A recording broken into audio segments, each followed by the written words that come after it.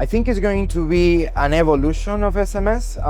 We strongly believe that the channels that were traditionally used for at least authentication were somehow corrupted, and I think now the brands are very hesitant to use these type of services, and they're looking for a replacement of a mistrust channel, right? So I think it's an evolution, and it'll give more trust to both brands, users, and it hopefully will create a new source of revenue for the operators community.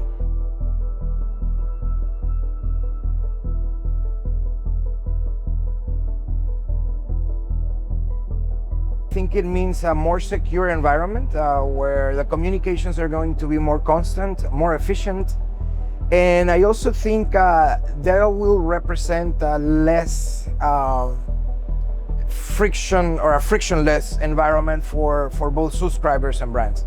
I believe the usage is going to be increased because of the capabilities of the devices being able to send information back to the brands. And I think the constant communication between devices and brands are going to represent more productive and more efficient sources of information for the brands.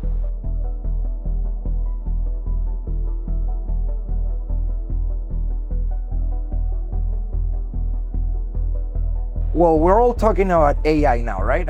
Imagine AI combined with a humanless interaction between brands and subscribers, right? Where we don't have to respond to an OTP or have a human interacting with the device or with the computer. So I think it's going to represent a great opportunity for technology to expand even further. I think it's going to present us with a lot of capabilities in the security arena, less fraud, definitely.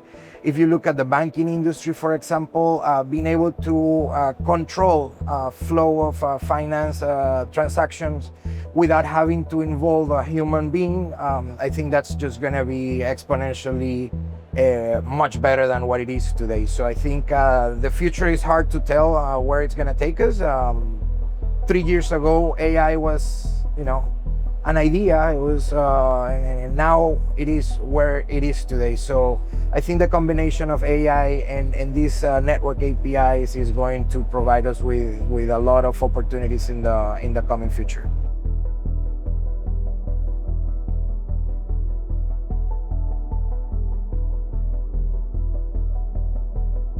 From a regulatory standpoint, we're still very far away from making this a true reality. Every country has a different point of view on subscriber data and how this data is controlled, right? Network APIs will allow international brands as well as domestic brands to have access to quite a bit of sensitive data. And I think that's going to be the biggest challenge. I mean, being able to evangelize into the regulators' sense of what's going on, it's going to be a very hard task. In addition to that, you also have lack of willingness of the operators to invest in new products, right? I mean, we were talking about A2P just 5-6 years ago. There was a lot of development, a lot of money invested in developing tools for A2P control, firewalling, and whatnot.